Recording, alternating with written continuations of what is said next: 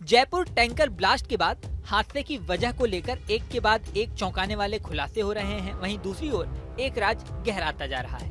ये राज है एक लाश का।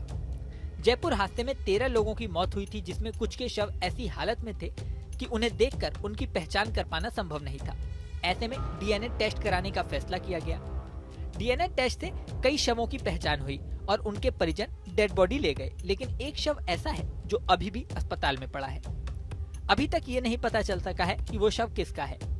पहले ये अनुमान लगाया जा रहा था कि जो बस जल गई थी उसके कंडक्टर कालूराम का ये शव हो सकता है।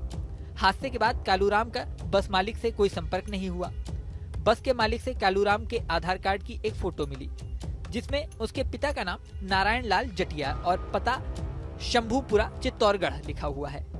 पुलिस ने वहां जाकर जांच की तो मजेदार बात है, वहां कालूराम नाम का कोई शख्स नहीं रहता, न ही उसका कोई परिवार का सदस्य इस पते पर रहता है। पुलिस ने कालूराम के मोबाइल की सीडीआर यानी कॉल डिटेल निकलवाई, जिसमें एक व्यक्ति ने ये जानकारी दी कि कालूराम के पिता पहले डबोक एयरपोर्ट पर चौकीदारी का काम करते थे, लेकिन अब वो कहाँ रहते हैं इसकी जानकारी नहीं है।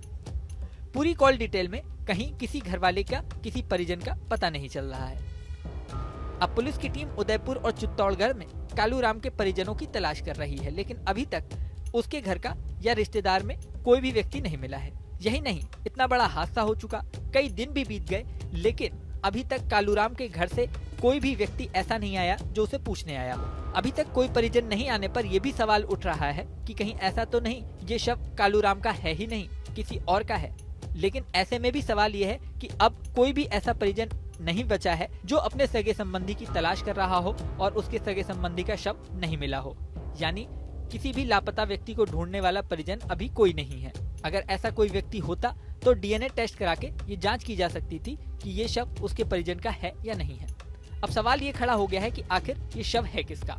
एक तरफ पुलिस शव की गुत्थी सुलझाने में लगी है, वहीं प्रशासन की बड़ी लापरवाही का भी खुलासा हुआ है। पता चला है कि 4 साल पहले भांकरोटा में ही ऐसी ही दुर्घटना हुई थी।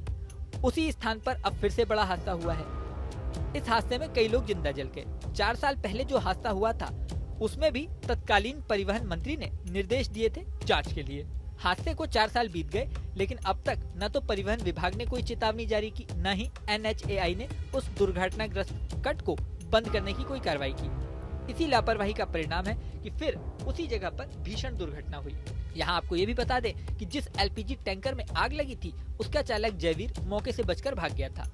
पुलिस उसकी तलाश कर रही थी। नियमों के अनुसार एक्सीडेंट होने के बाद उसे तुरंत एजेंसी को सूचना देनी चाहिए थी, लेकिन उसने सिर्फ टैंकर मालिक अनिल पवार को दिल्ली में फोन किया और उसके बाद फोन स्विच ऑफ कर लिया।